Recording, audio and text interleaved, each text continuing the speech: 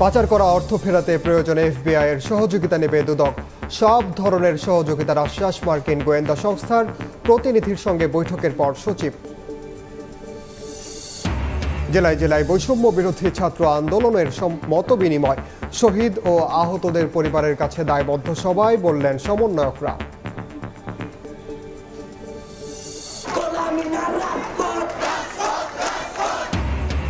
6 দফা দাবিতে তেজগাঁও পলিটেকনিক ইনস্টিটিউটের শিক্ষার্থীদের সড়ক অবরোধ, বিভিন্ন সড়কে যানজট।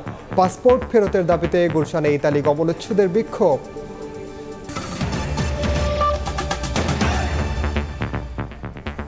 সময় সংবাদের সঙ্গে আছি আমি ওমর ইনান। ছাত্র জনতার অভ্যুত্থানে গণহত্যার আনুষ্ঠানিক তদন্ত শুরু করল আন্তর্জাতিক অপরাধ ট্রাইব্যুনাল। জুলাইয়ে নির্বিচারে গুলিতে নিহত ও আহতদের তথ্য চেয়ে সরকারি বেসরকারি হাসপাতাল, কবরস্থান ও জেলা প্রশাসকদের কাছে চিঠি দিয়েছে আন্তর্জাতিক অপরাধ ট্রাইব্যুনালের তদন্ত সংস্থা। একথা জানিয়েছেন চিফ প্রসিকিউটর তাজুল ইসলাম। বলেন, বিদেশি আইনজীবীও নিয়োগ দিতে পারবে আসামিরা, এক্ষেত্রে প্রসিকিউশনের কোনো আপত্তি থাকবে না। দীর্ঘদিনের ঝিমিয়ে থাকা ট্রাইব্যুনাল এখন সরব। এরই মধ্যে চিফ প্রসিকিউটর নিয়োগ দিয়ে প্রসিকিউশন টিমও গঠন করা হয়েছে, শুরু হয়েছে আনুষ্ঠানিক তদন্ত। এই মুহূর্তে কিভাবে এগুচ্ছে তদন্ত কাজ তা তুলে ধরতে সোমবার ট্রাইব্যুনাল প্রাঙ্গণে সাংবাদিকদের ব্রিফ করেন নবনিযুক্ত চিফ প্রসিকিউটর। তিনি জানান, প্রাথমিক ধাপে তথ্য সংগ্রহের লক্ষ্যে জেলা প্রশাসক, সরকারি বেসরকারি হাসপাতাল, বিশ্ববিদ্যালয় এবং কবরস্থান কর্তৃপক্ষকে চিঠি দেওয়া হয়েছে। তথ্য চাওয়া হয়েছে গণমাধ্যমের কাছেও। তদন্তে ছাত্র আন্দোলনের সমন্বয়কদেরও সহায়তা চেয়েছেন চিফ প্রসিকিউটর। প্রত্যেকটা কবরস্থানে কতগুলো আইডেন্টিফাইড এবং কতজন আনআইডেন্টিফাইড মানুষকে দাফন করা হয়েছে সেই তথ্যগুলো আমাদের দরকার, এবং সমন্বয়কদেরকে আমাদের এখানে আহ্বান জানাবো যে সমস্ত তথ্য প্রমাণ আছে এগুলো সংগ্রহের ব্যাপারে তারা কিভাবে আমাদের সহযোগিতা করবেন সেই বিষয়গুলো নির্ধারণের জন্য তাদেরকে আমরা এখানে আমন্ত্রণ জানাবো। বিচারের সবকিছু এভিডেন্স তাজা থাকতেই আমরা তদন্ত শেষ করব এবং সেটা বিচার প্রক্রিয়ার মধ্যে নিয়ে আসব। চিফ প্রসিকিউটর বলেন, বিচারের ক্ষেত্রে এই সরকারের কোনো রাজনৈতিক অভিলাষ নেই। আসামিরা চাইলে বিদেশি আইনজীবীও নিয়োগ করতে পারবেন, তাতে প্রসিকিউশনের কোনো আপত্তি থাকবে না। এই বিচারের পেছনে কোনো রাজনৈতিক অভিলাষ নেই।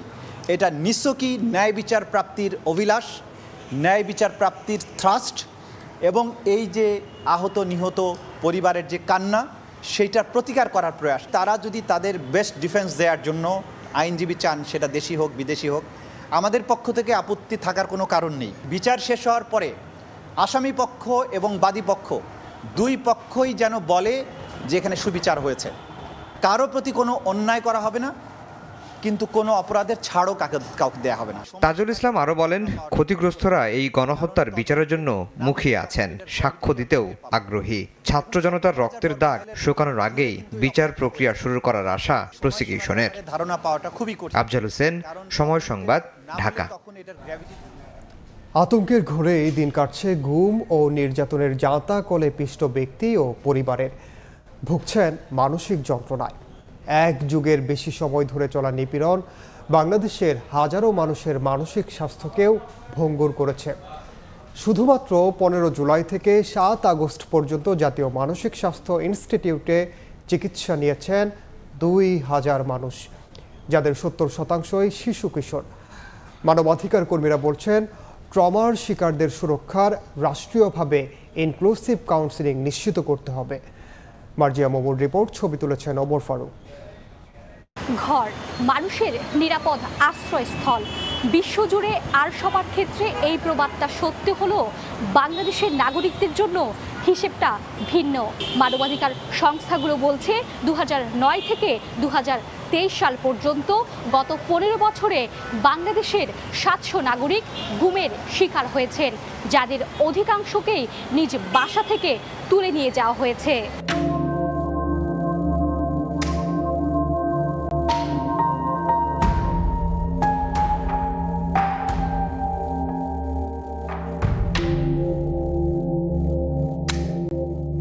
এই শহরের দেয়ালগুলো এখন ক্যানভাস। রং তুলির আঁচড়ে ওঠা এক একটি শব্দ সাক্ষ্য দিচ্ছে এক পুলিশি রাষ্ট্র স্বৈরশাসিকার কালো থাবার উপাখ্যান। রাজধানী ঢাকার প্রতিটি সড়ক, পিচঢালা পথ, বসতি স্থাপনার ইট সুরকিরাও তাদের মতো করে জানাচ্ছে দম বন্ধ করা এক সময়ের কথা। এক যুগের বেশি সময় ধরে যে পরিবারগুলোর ভাগ্য গুম শব্দের সঙ্গে অমোচনীয় কালিতে বাধা পড়েছে, আজ তারা জীবন মৃত। প্রিয়জনের সব তারা দেখেননি, বয়ে বেড়াচ্ছেন নিজেদের আত্মার সব। 2019 সালের 19 জুন রাজধানীর মিরপুর থেকে ব্যবসায়ী ও বিএনপি নেতা ইসমাইল হোসেন বাতেনকে র‍্যাব পরিচয়ে গুম করা হয়। সেই থেকে গত 6 বছর তার সন্ধান চেয়ে বারবার প্রশাসনের কাছে আবেদন জানিয়ে আসলেও তদন্ত দূরে থাক, হয়রানি আর পুলিশি নজরদারির মধ্যে রাখা হয় পরিবারটিকে। আমি কোনোদিন দেখিনি ওর মেয়েটা একটু হাসতে।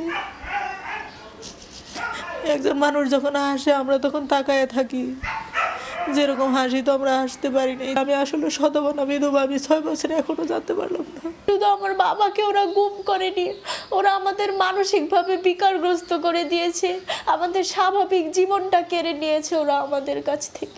চোখের সামনে সহপাঠী বন্ধুর গ্রেফতার, নির্যাতন আর হত্যার বিভীষিকা এখনো তাড়া করে ফেরে ক্ষুদে শিক্ষার্থীদের। 18 তারিখ রাতের বেলা আমাদের বন্ধু এই যে সিয়াম আহমেদ লাম, ওকে ধরে নিয়ে যাওয়া হয়। রাত 1টা পর্যন্ত ডিবি অফিসে তাকে বিভিন্নভাবে টর্চার করা হয়েছিল। পুলিশের বিভিন্ন আক্রমণ আমি একদম সামনাসামনি পর্যবেক্ষণ করছি। যে আতঙ্কের প্রহর গ্রাস করেছিল তা থেকে নিস্তার পাননি গণমাধ্যম কর্মীরাও।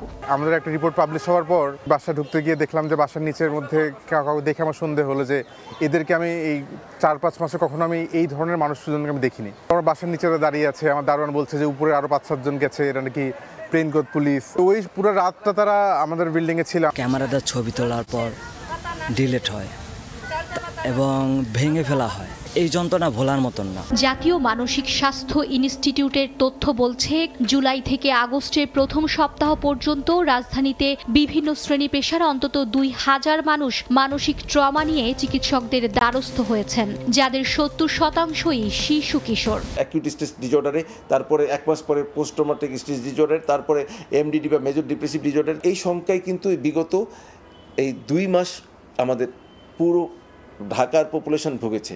বাংলাদেশে সাম্প্রতিক সংঘাতে শিশু কিশোরদের সুস্থতা ও মানসিক স্বাস্থ্য নিয়ে গভীর উদ্বেগ প্রকাশ করেছে জাতিসংঘের শিশু বিষয়ক তহবিল ইউনিসেফ। যাদের পরিস্থিতি আসলে অনেক সিভিয়ার, তাদের রাষ্ট্রীয় খরচে আমি মনে করি যে তাদের কাউন্সেলিংয়ের ব্যবস্থাটা করা উচিত। 2013 সালের নির্যাতন ও হেফাজতে মৃত্যু নিবারণ আইনের আওতায় মানসিক নির্যাতনের শিকার ব্যক্তিদেরও বিচার পাওয়ার সুযোগ রয়েছে বলছেন জ্যেষ্ঠ আইনজীবীরা।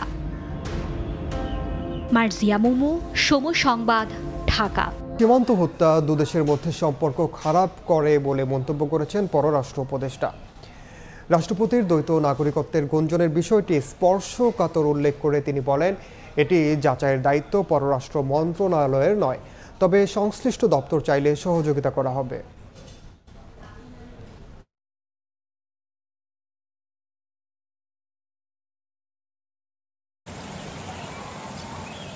ঠাকুরগাঁওয়ের বালিয়াডাঙ্গি সীমান্তে ভারতীয় সীমান্তরক্ষী বাহিনীর গুলিতে 15 বছরের জয়ন্ত কুমার সিংহ নিহত হয়। এর ঠিক 1 সপ্তাহ আগে 1 সেপ্টেম্বর মৌলভীবাজারে 13 বছর বয়সী কিশোরী স্বর্ণা দাস বিএসএফের গুলিতে নিহত হয়।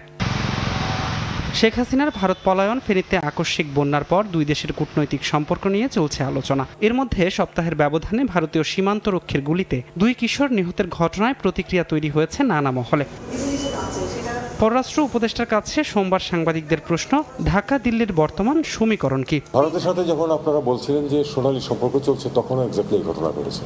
কাজেই এটা কোনো পরিবর্তন হয়নি। আমি তো মনে করছি এটা এক ধরনের ধারাবাহিকতা চলছে, আলাদাভাবে কিছু দেখার সুযোগ নেই। এটা অবশ্যই অগ্রহণযোগ্য একটা বিষয়, সেটা তখনও অগ্রহণযোগ্য ছিল, এখনও অগ্রহণযোগ্য। এদিকে সামাজিক যোগাযোগ মাধ্যমে ফাঁস হওয়া রাষ্ট্রপতি মোহাম্মদ শাহাবুদ্দিনের দ্বৈত নাগরিকত্ব নিয়ে তৈরি হয়েছে নানা আলোচনা। পররাষ্ট্র উপদেষ্টা বলছেন, বিষয়টি স্পর্শকাতর, যাচাইয়ের দায়িত্ব পররাষ্ট্র মন্ত্রণালয়ের নয়। ফরেন মিনিস্ট্রি কিছু করতে পারবে না, এটা রাষ্ট্রপতির বিষয়, খুবই সেন্সিটিভ।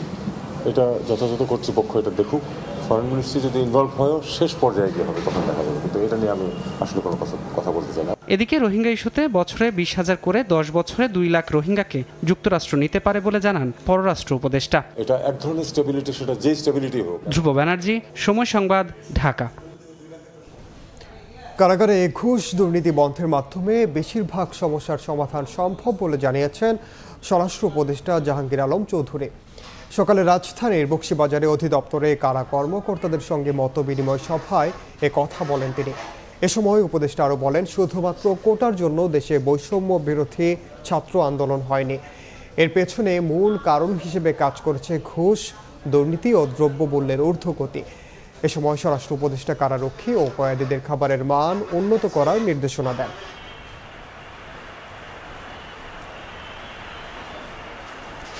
এটার ভিতরে একটা বড় ধরনের ঝামেলা আছে। এটার ভিতরে আপনারা যারা যারা ইনভলভ আছেন তারা সাবধান হয়ে যান।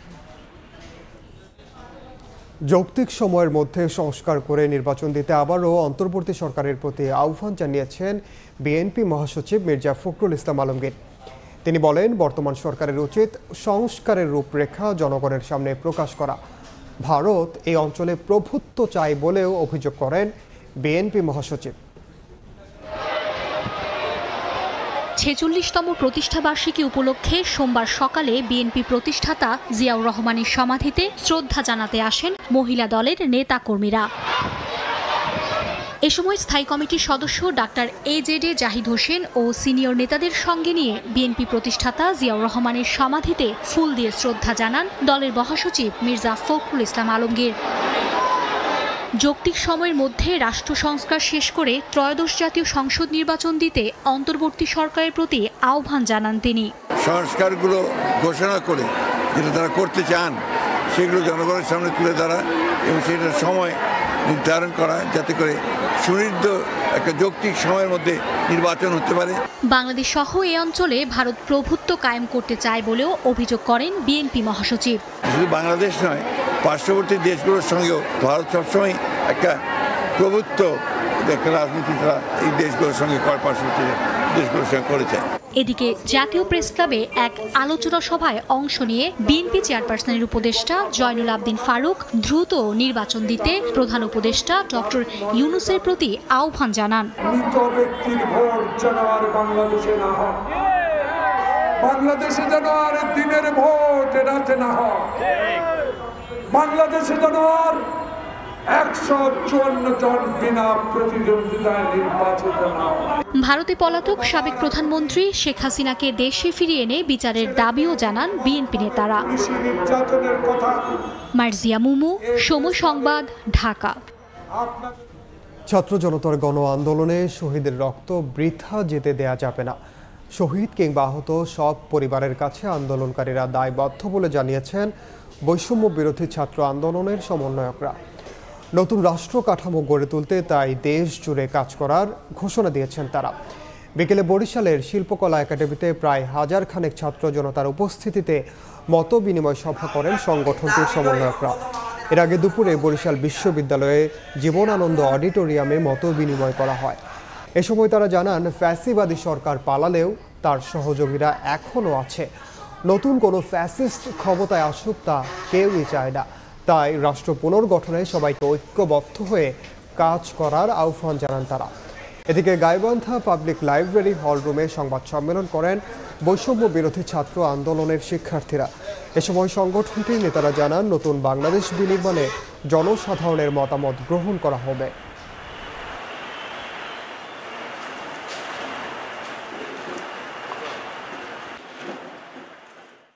আমাদের চিন্তা হবে যে রুট লেভেলে মানুষ যারা চিন্তা করছে সেই চিন্তাগুলোকে একীভূত করে সবগুলোকে একটি ফানেলের মধ্যে নিয়ে এসে সারা দেশের মানুষের মাধ্যমে ছড়িয়ে দেওয়া এবং সেটাকে এস্টাবলিশ করার চিন্তা করা। ভুয়া ব্যানারে যারা চাঁদাবাজি, সন্ত্রাস এবং দুর্নীতি করছে এদের বিরুদ্ধে আসলে কঠোর এবং জিরো টলারেন্স তারা ঘোষণা করেছে। ওদেরকে কোনোভাবেই প্রশ্রয় না দেওয়ার জন্য জনসাধারণের কাছে তারা আসলে সর্বসম্মতিক্রমে আকুল আবেদন জানিয়েছে। এই মুহূর্তে বরিশালের শিল্পকলা একাডেমিতে আছেন সহকর্মী অপূর্ব অপু, গাইবান্ধার স্বাধীনতা প্রাঙ্গণে আছেন রিপোর্টার রেদওয়ান হিমেল এবং সিরাজগঞ্জের ইসলামিয়া কলেজ মাঠে আছেন রিঙ্কু কুণ্ড। সরাসরি শুরুতে যাচ্ছি অপুর কাছে। বৈষম্য বিরোধী ছাত্র আন্দোলনের কেন্দ্রীয় 10 নেতা আজ বরিশালের বিভিন্ন কলেজ, শিক্ষা প্রতিষ্ঠান, বিশ্ববিদ্যালয় ছাত্র জনতার প্রতিনিধিদের সাথে বৈঠক করছেন। দফায় দফায় নানান ধরনের বার্তা তারা তুলে ধরছেন। ঠিক এই মুহূর্তে বরিশালের শিল্পকলা একাডেমি মিলনায়তনে এখানে বরিশালের BM college, Hatem Ali college, polytechnic college, সরকারি সৈয়দ হাতেম আলী কলেজ, বরিশাল কলেজ, বিভিন্ন কলেজ, অমৃতলাল কলেজ সহ বিভিন্ন কলেজের শিক্ষার্থীরা দুপুর 3টা থেকে এই সভা এখনো চলছে। চলছে। এখন বাজে বিকেল 5:15। এখানে কেন্দ্রীয় বৈষম্য বিরোধী ছাত্র আন্দোলনের কেন্দ্রীয় 10 নেতা রয়েছে।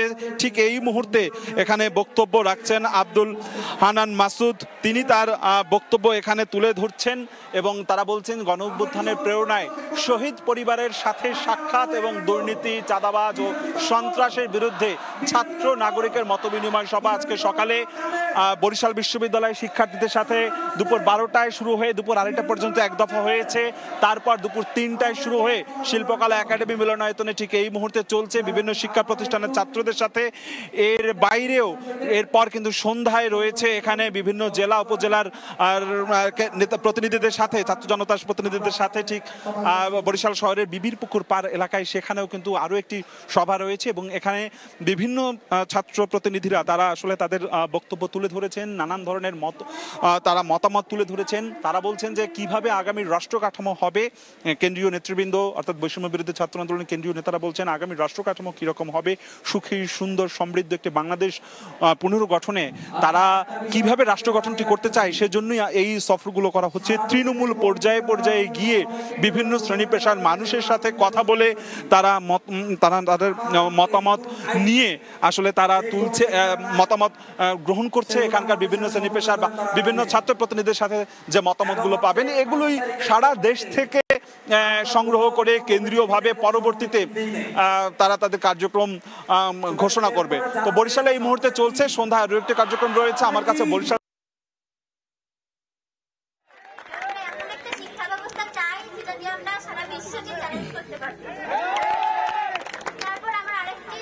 গণ অভ্যুত্থানের প্রেরণায় কিন্তু বৈষম্য বিরোধী ছাত্র আন্দোলনের যারা সমন্বয়ক রয়েছেন তারা কিন্তু রংপুর বিভাগে সফর করছেন, মত বিনিময় সভায় কিন্তু তারা এসেছেন। তারা রংপুর বিভাগের মধ্যে এই মুহূর্তে কিন্তু তারা গাইবান্ধায় জেলায় অবস্থান করছেন।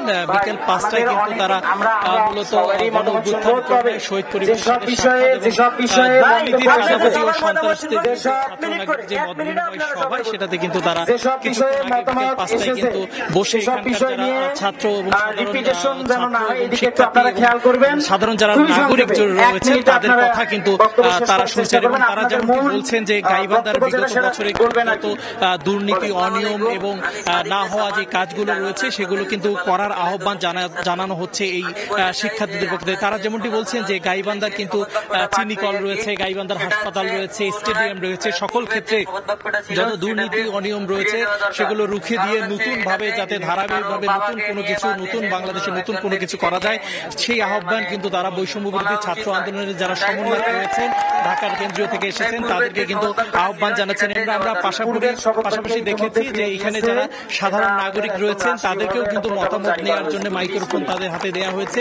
তারাও কিন্তু তাদের এই যে বিগত বছরের তাদের যে মনের কষ্ট, ধারাবাহিকভাবে যে কাজগুলো যেগুলো হয়নি সেগুলো কিন্তু যাতে এই বৈষম্য বিরোধী ছাত্র আন্দোলন যাতে এই বিষয়গুলোতে লক্ষ্য রাখে বা এই বিষয়গুলো নিয়ে ধারাবাহিকভাবে কাজ করে এই প্রশ্নগুলো কিন্তু তাদেরকে করা হচ্ছে এবং তাদেরকে কিছু বিগত বছরে যত অবহেলিত জায়গা রয়েছে, গাইবান্ধার হাসপাতাল, চিনিকল, বিভিন্ন রাস্তা এবং সর্বক্ষেত্রে যে অনিয়মগুলো রয়েছে সেগুলো রুখে দিতে কিন্তু বৈষম্য বিরোধী ছাত্র আন্দোলনের যে কেন্দ্রীয় সমন্বয় রয়েছেন যে 10 জন আজকে গাইবান্ধায় সফর করছেন সেই তাদেরকে কিন্তু বলা হচ্ছে এবং সাধারণ শিক্ষার্থীরা রয়েছেন তারা কিন্তু এখানে বসে তাদের কিন্তু কষ্টের কথাগুলো এবং বিগত বছরে গাইবান্ধার যে অবহেলিত জায়গা রয়েছে, রাস্তাঘাট থেকে শুরু করে শিক্ষা প্রতিষ্ঠান, চিনিকল, স্কুল মাঠ থেকে সকল ক্ষেত্রে যে সমস্যাগুলো সেগুলো কিন্তু প্রশ্ন সহকারে কিন্তু এবং উপদেশ যারা নাগরিক সমাজের প্রতিনিধিরা রয়েছেন তারাও কিন্তু তাদেরকে এই দিকগুলো তাদেরকে খতিয়ে দেখার জন্য কিন্তু বারবার করে বলছেন এবং বৈষম্য বিরোধী ছাত্র আন্দোলনের যারা তারা এখানে এসে কিন্তু যে সমন্বয় রয়েছে তারা কিন্তু বারবার করে বলছেন এই গুরুত্বপূর্ণ এই বিষয়গুলো তারা কিন্তু খতিয়ে দেখবেন।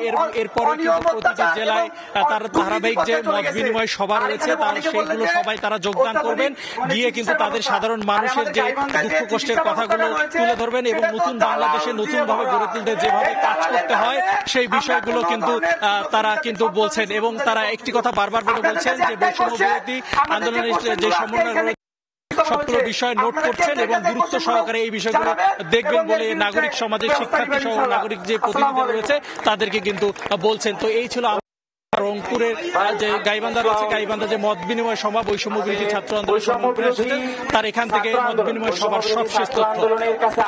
সরাসরি যুক্ত ছিলাম গাইবান্ধা এবং বরিশালে। সিরাজগঞ্জের সংযোগটি আমাদের বিচ্ছিন্ন হয়ে গেছে। 6 দফা দাবিতে রাজধানীর তেজগাঁওয়ে 7 রাস্তা অবরোধ করে বিক্ষোভ করছেন বিভিন্ন পলিটেকনিক ইনস্টিটিউটের শিক্ষার্থীরা। সকাল 11টার দিকে ব্যানার ফেস্টুন নিয়ে 7 রাস্তায় অবস্থান নেন শিক্ষার্থীরা। তাদের দাবি, পলিটেকনিক ইনস্টিটিউটগুলোতে নন পলিটেকনিক্যাল লোকবল নিয়োগ দেওয়া হয়, এতে তাদের শিক্ষা কার্যক্রম ব্যাহত হচ্ছে। এছাড়া প্রতিটি সেমিস্টারে সময় বাড়িয়ে ডিপ্লোমা ইঞ্জিনিয়ারিং কোর্স 4 বছর মেয়াদ করতে হবে। উচ্চশিক্ষায় ডিপ্লোমা ইঞ্জিনিয়ারদের আসন বাড়িয়ে এমএসসি সরকারি প্রতিষ্ঠান থেকে করার সুযোগ দিতে হবে বলেও দাবি করেন শিক্ষার্থীরা। এদিকে মহাখালী থেকে মগবাজার অভিমুখে রাস্তার দুপাশে অবস্থানের কারণে বন্ধ হয়ে যায় যান চলাচল।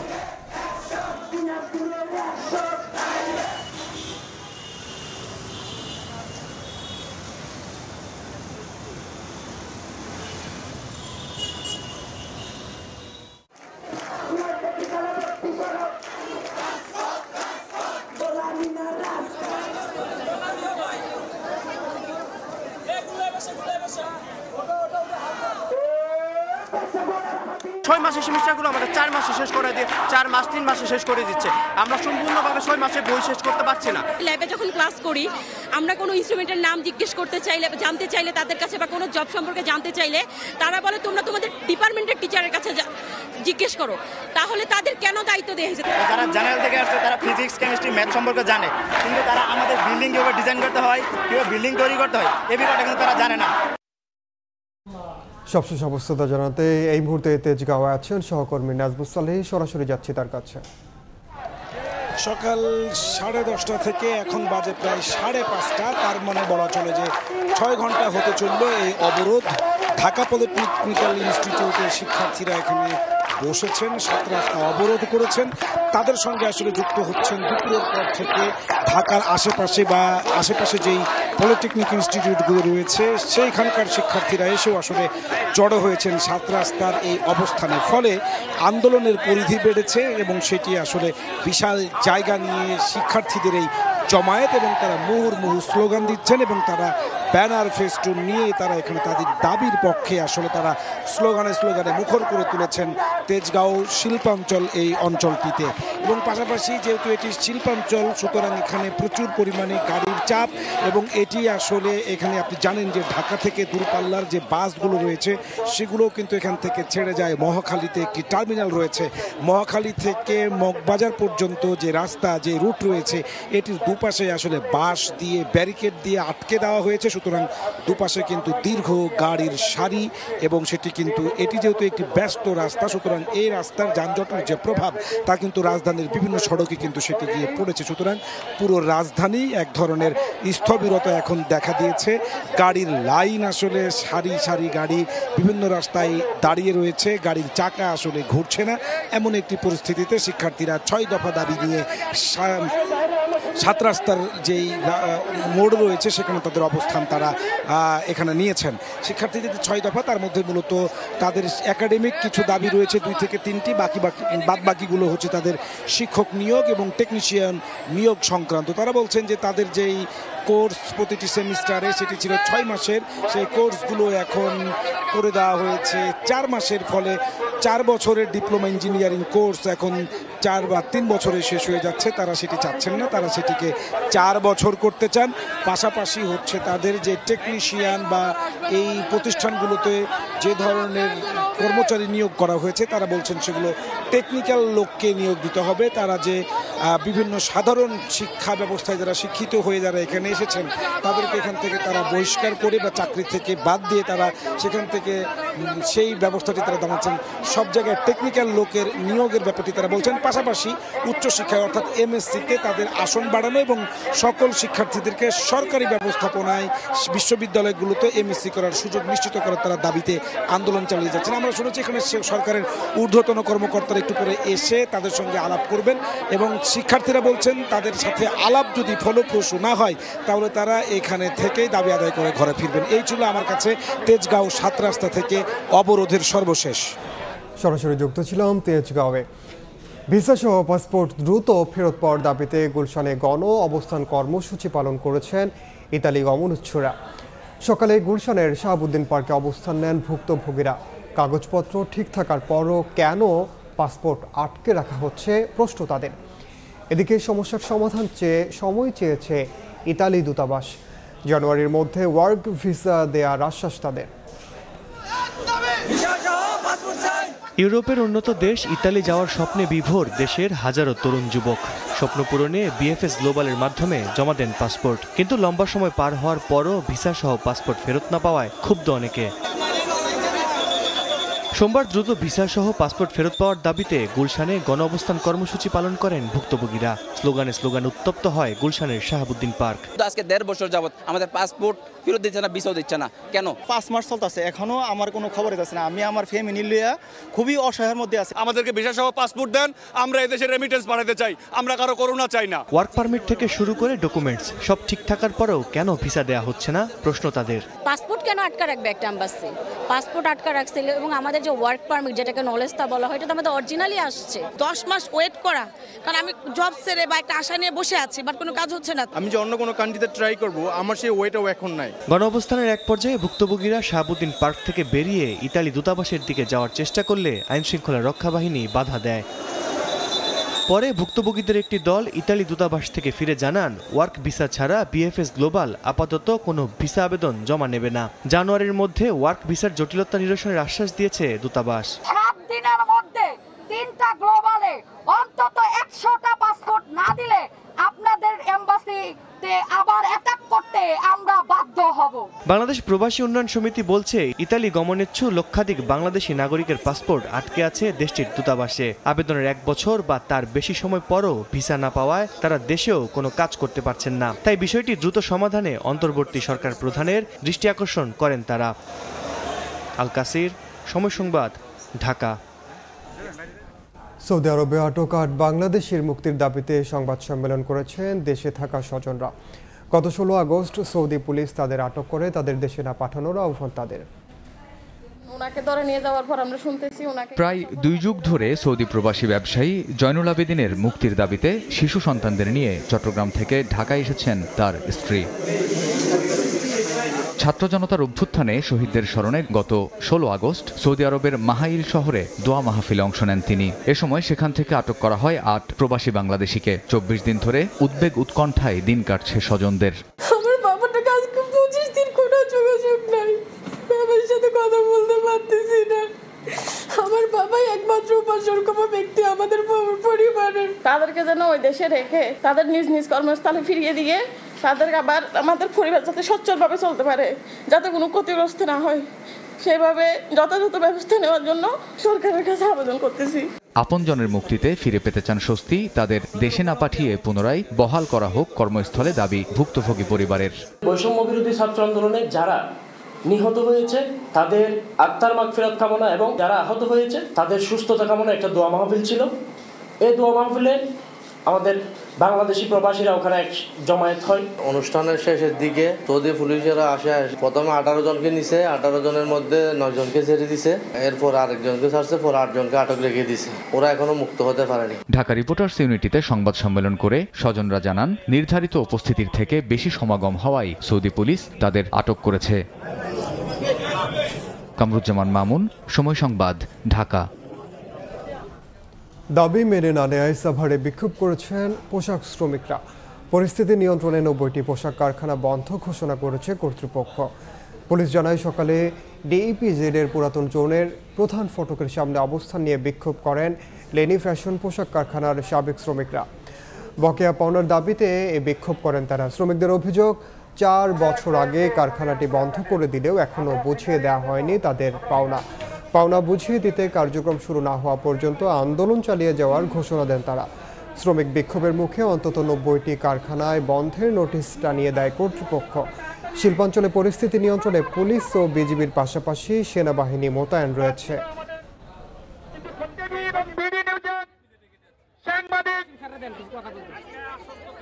পাওনা আদায়ের জন্য আসছি। আমাদের লেনিবাসন দীর্ঘ 4 বছর ধরে বন্ধ আছে, কিন্তু ব্যবসার সাথে আমরা অনেকবার মিটিংয়ে বসছি, কিন্তু এখন পর্যন্ত আমরা ব্যবসা ফাইনাল কোনো ডেট দেয় না টাকার জন্য। আমাদের যত টাকা পাওনা আছে তার চেয়ে বেশি দামে বিক্রি হয়েছে, তারপরে আমাদের টাকা নিয়ে গড়িমসি করা হচ্ছে। একটা কনফার্ম ডেট না দেওয়া পর্যন্ত আমরা এখান থেকে যাব না ইনশাআল্লাহ। আমাদের ডেট দেবে, তারপরে আমরা এখান থেকে যাব। সময় সংবাদে আরও থাকছে, বন্যার পানি নামতে বিভিন্ন জেলায় তীব্র নদী ভাঙন, ভিটে মাটি হারিয়ে নিঃস্ব বহু মানুষ। মেঘনায় বিলীন যমুনা অয়েল কোম্পানির একাংশ।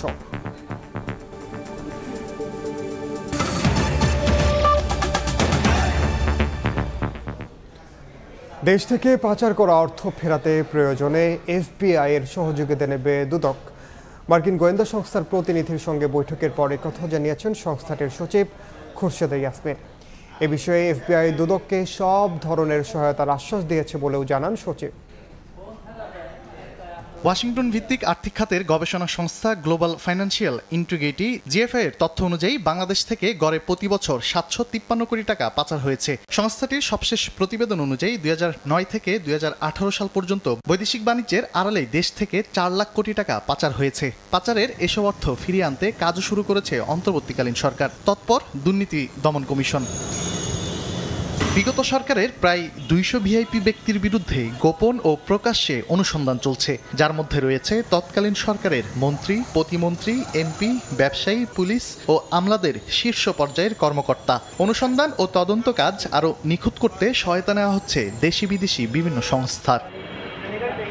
এরই ধারাবাহিকতায় সোমবার দুপুরে দুদক কার্যালয়ে আসেন যুক্তরাষ্ট্রের federal bureau of investigation FBI একটি প্রতিনিধি দল। প্রায় 1.5 ঘন্টা ব্যাপী চলে দুদকের মানি লন্ডারিং ও লিগ্যাল শাখার মহাপরিচালক সহ সংশ্লিষ্ট কর্মকর্তাদের সঙ্গে বিশেষ বৈঠক। তবে বৈঠকের পর কোনো মন্তব্য করেনি এফবিআই প্রতিনিধি দল। বৈঠক শেষে গণমাধ্যমের মুখোমুখি হন দুদক সচিব খুরশেদ ইয়াসমিন। বলেন, দুদকের কার্যক্রম সম্পর্কে জানানো হয়েছে এই মার্কিন সংস্থাটিকে। দেশ থেকে পাচার করা অর্থ ফেরাতে প্রয়োজনে সহায়তা নেওয়া হবে এফবিআই এর। টাকা যেন পাচার না হয় সেজন্য তো শুধু দুদক কেন, আরও অনেক সংশ্লিষ্ট প্রতিষ্ঠান রয়েছে, তারাও কাজ করছেন। এবং দেশের অর্থ যেন পাচার না হয় সেক্ষেত্রে আপনারা জানেন আমাদের সংশ্লিষ্ট যেসব বড় বড় সংস্থা রয়েছেন তারা কিন্তু বিভিন্ন রকম মেকানিজম ডেভেলপ করছেন। পাচারের অর্থ ফেরাতে এফবিআই দুদকের সব ধরনের সহায়তার আশ্বাস দিয়েছে বলে জানান সচিব। তানভীর হাসান মেঘ, সময় সংবাদ, ঢাকা। সাংবাদিক দম্পতি সাগর সারোয়ার ও মেহেরুন রুনি হত্যা মামলার তদন্ত প্রতিবেদন 111 বারেও দাখিল করেনি র্যাব। আগামী 15 অক্টোবর এই মামলার পরবর্তী তদন্ত প্রতিবেদনের জন্য দিন নির্ধারণ করা হয়েছে। সকালে ঢাকার অতিরিক্ত চিফ মেট্রোপলিটন ম্যাজিস্ট্রেট মাহবুবুল হক প্রতিবেদন দাখিলের জন্য নতুন দিন ধার্য করেন। 2012 সালের 11 ফেব্রুয়ারি মাছরাঙা টেলিভিশনের বার্তা সম্পাদক সাগর সারোয়ার ও এটিএন বাংলার জ্যেষ্ঠ প্রতিবেদক মেহেরুন রুনিকে হত্যা করা হয়। এই ঘটনায় নিহত রুনির ভাই নওশের আলম রোমান শেরেবাংলা নগর থানায় একটি হত্যা মামলা করেন। চাঞ্চল্যকর এই হত্যা মামলার তদন্ত ভার দেওয়া হয় ডিবিকে। তারা রহস্য উদ্ঘাটনে ব্যর্থ হলে হাইকোর্টের নির্দেশে মামলার তদন্ত ভার র্যাবের কাছে হস্তান্তর করা হয়। এরপর থেকে একের পর এক তারিখ বাড়ানো হলেও তদন্ত শেষ করতে পারেনি সংস্থাটি। চাঁপাইনবাবগঞ্জে আগ্রাসী রূপে পদ্মা নদী, তীব্র ভাঙনে একের পর এক বিলীন হচ্ছে ফসলি জমি ও বসত ভিটাসহ নানা স্থাপনা। এদিকে পানি কমায় দেখা দিয়েছে ছোট ফেনী নদীর ভাঙন। আতঙ্কে ফেনী ও নোয়াখালীর জেলার 2 উপজেলার বাসিন্দারা। এছাড়া কিশোরগঞ্জ, লক্ষ্মীপুর, সিরাজগঞ্জ ও কুষ্টিয়ায় দেখা দিয়েছে নদী ভাঙন।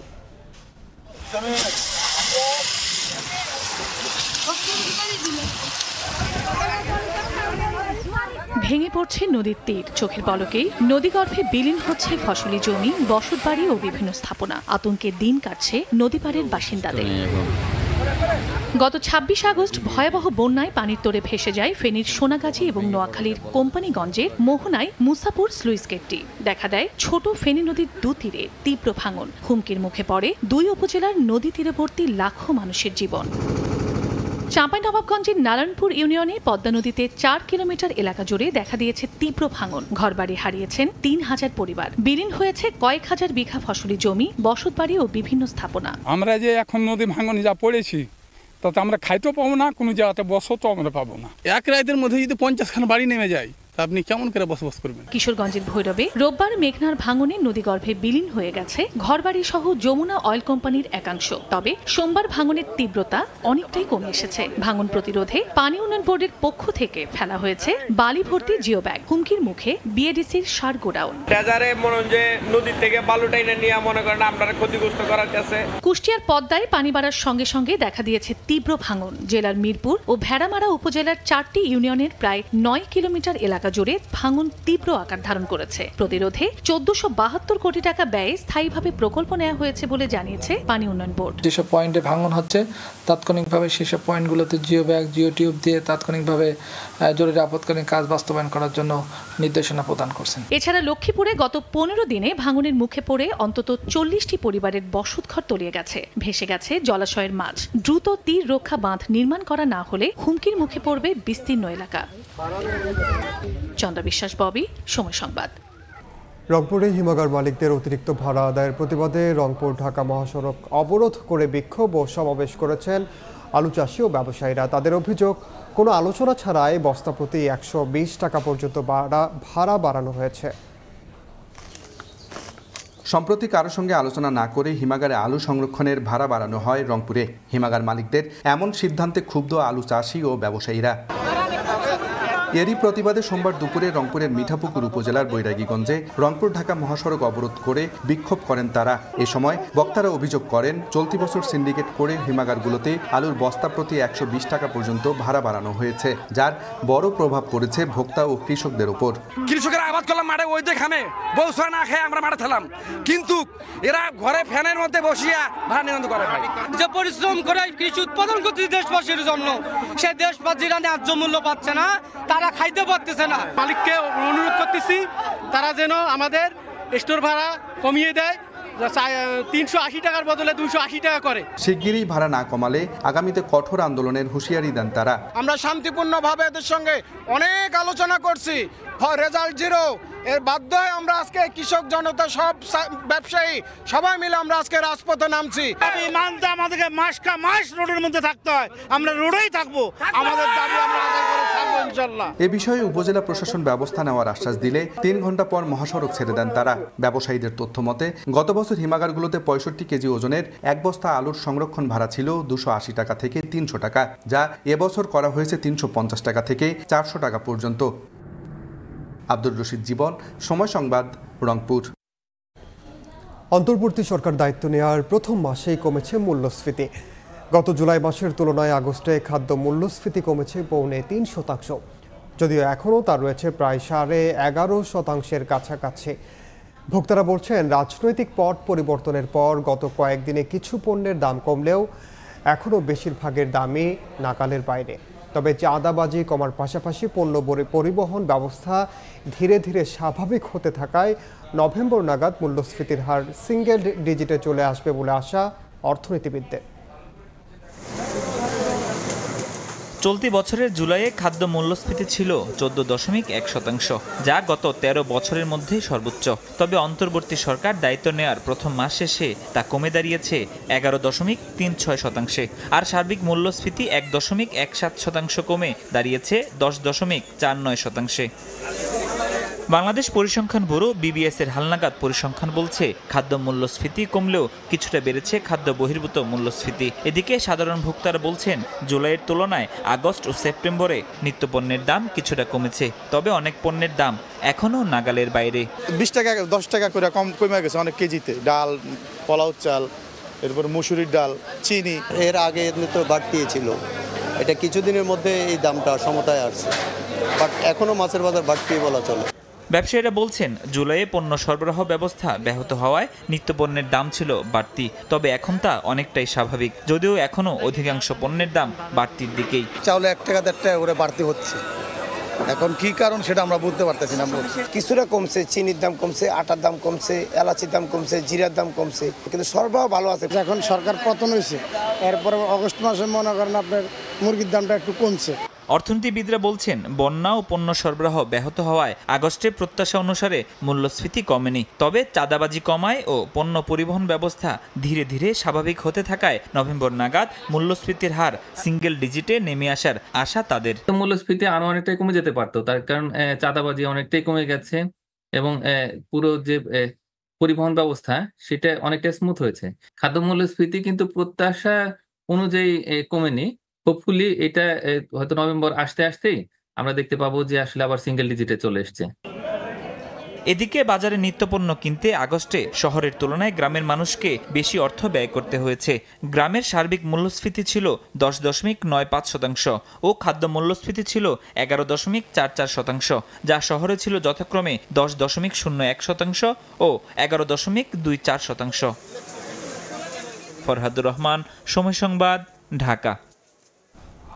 মূল্যস্ফীতি কমে আসছে, তবে সহনীয় পর্যায়ে আসতে আরও সময় লাগবে বলে জানিয়েছেন অর্থ ও বাণিজ্য উপদেষ্টা ডক্টর সালেহ উদ্দিন আহমেদ। দুপুরে সচিবালয়ে নিজ দপ্তরে তিনি বলেন, বাজারে চাঁদাবাজি বন্ধে দ্রুতই ব্যবস্থা নেওয়া হবে। মূল্যস্ফীতি কেন বাড়লো? টাকা ছাপিয়েছেন, হাজার 70-60 কোটি টাকা দিয়েছেন, খরচ করে, এইগুলোর ইম্প্যাক্ট ওটাকে উল্টো রথে আনতে হলে বা উল্টো দিকে আনতে হলে তো আমাদের রাষ্ট্র আনতে হলে একটু সময় লাগবে। তো চাঁদাবাজি বন্ধ করে, চাঁদাবাজি তো একটা শুধু এটা অর্থনৈতিক বাণিজ্যিক সিদ্ধান্ত না, এখানে রাজনীতি আছে। যারা চলে গেছে তাদের বলে আরো শূন্যস্থান পূরণ করার যে লোক আছে, সেদের কন্ট্রোল করতে একটু সময় লাগবে, তো আর সহযোগিতা লাগবে।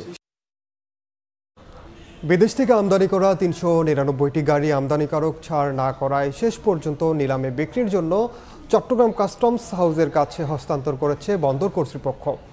এর মধ্যে এমপি কোটায় আনা 21 কোটি টাকা মূল্যের 2টি গাড়িও নিলামে বিক্রির সিদ্ধান্ত নেওয়া হয়েছে। তবে দীর্ঘসূত্রিতায় মূল্যবান এসব গাড়ি স্ক্র্যাপ হওয়া থেকে বাঁচাতে নিলাম প্রক্রিয়া সহজ করার আহ্বান জানিয়েছেন ব্যবসায়ীরা। সাক্ষাৎ রিপোর্ট ক্যামেরায় কমলদের রিপোর্ট। আমদানি পরবর্তীতে ইয়ার্ডে রাখার নির্ধারিত সময়সীমা 30 দিনের বেশি অতিবাহিত হওয়ায় নিলামে বিক্রির জন্য 399টি গাড়ি কাস্টমসের কাছে বাই পেপার হস্তান্তর করেছে চট্টগ্রাম বন্দর কর্তৃপক্ষ। এর মধ্যে সাধারণ মানের মাইক্রোবাস কিংবা প্রাইভেট কার যেমন রয়েছে, তেমনি রয়েছে Mercedes Benz, land cruiser, range rover এবং BMW ব্র্যান্ডের দামি গাড়িও।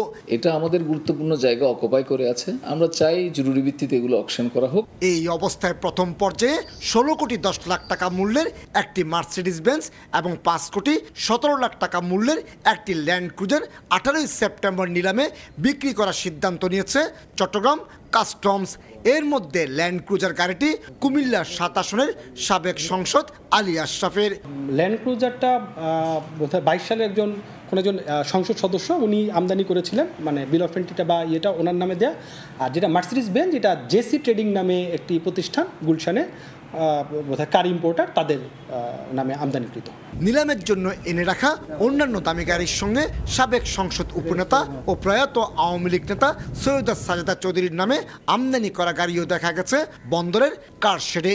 বিক্রি না হওয়া অন্তত 80টি গাড়ি সম্প্রতি কেটে টুকরো করে স্ক্র্যাপ করা হয়েছিল। এই ধরনের দামি গাড়ির ক্ষেত্রে স্ক্র্যাপের মতো অপচয় প্রতিরোধে নিলাম প্রক্রিয়া সহজীকরণের কথা বলছেন শিল্প মালিকেরা। পাওয়ার পরে যে প্রসেসগুলো আছে, ডকুমেন্টেশনের যে ঝামেলাগুলো আছে, সেগুলো যিনি টেন্ডারটা পাবে তার পোহাতে হবে, কিন্তু এটা তো টোটাল একটা প্যাকেজ হওয়া দরকার। বিশ্ববাজারে অভিজাত ব্র্যান্ডের এসব গাড়ির দাম 1 থেকে 2 কোটি টাকা হলেও আমদানি নিরুৎসাহিত করতে বাংলাদেশে 810% শুল্ক আদায় করা হয়। এক্ষেত্রে এমপি কোটায় আনা গাড়িগুলোর শুল্ক মওকুফের বিধান রয়েছে। এর আগেও অসংখ্যবার নিলামে বিক্রি করতে না পারা মহামূল্যবান গাড়ি স্ক্র্যাপ হিসেবে বিক্রি করতে হয়েছে। চট্টগ্রাম বন্দরে কারশেড থেকে কমল দে, সময় সংবাদ। ওটিটি এবং ডিজিটাল কন্টেন্ট ইন্ডাস্ট্রির অসাধারণ কাজকে স্বীকৃতি দিতে তৃতীয়বারের মতো আয়োজন করা হচ্ছে Blenders Choice the Daily Star OTT ও digital content awards. Ispahani limited এবং দ্য ডেইলি স্টার দুপুরে সংবাদ সম্মেলনে এ ঘোষণা দেয়। এ সময় আয়োজকরা জানান, 2023 সালের রিলিজ হওয়া কন্টেন্টের মধ্য থেকে সেরা কাজের স্বীকৃতি দিতেই এবারের আয়োজন। 30টি ক্যাটাগরিতে দেয়া হবে অ্যাওয়ার্ড। এর মধ্যে রয়েছে ফিল্ম ও ড্রামার 9টি ক্যাটাগরি, সঙ্গীতের 3টি, সমালোচকদের মাধ্যমে 12টি ক্যাটাগরি এবং কন্টেন্ট নির্মাতাদের সম্মানিত করতে বিশেষ 5টি ক্যাটাগরিতে দেওয়া হবে award.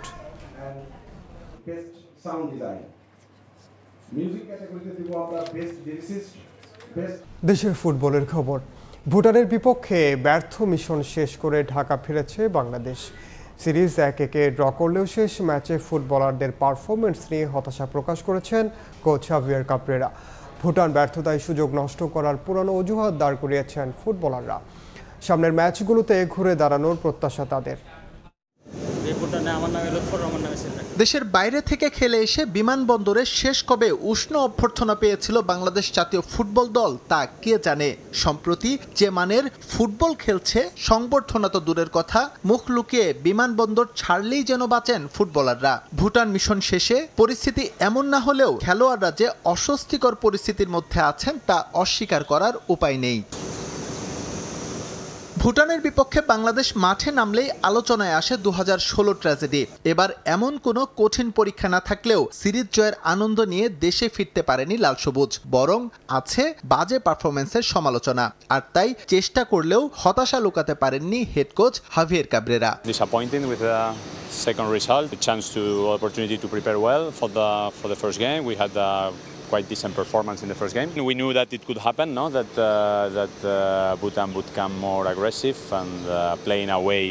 We knew that we could lose some points, and but we were quite excited about getting a second win.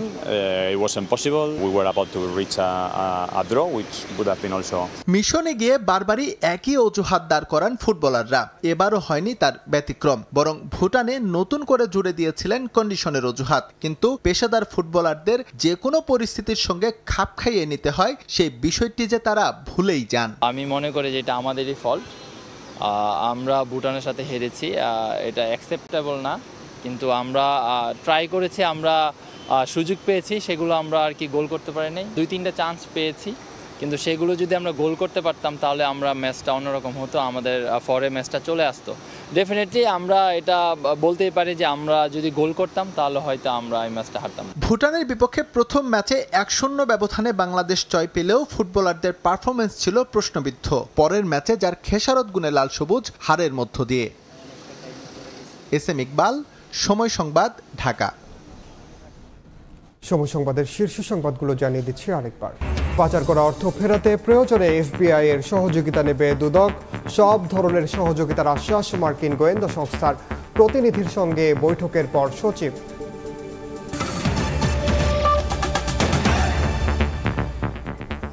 এই ছিল সময় সংবাদের সঙ্গে থাকুন সময়ের।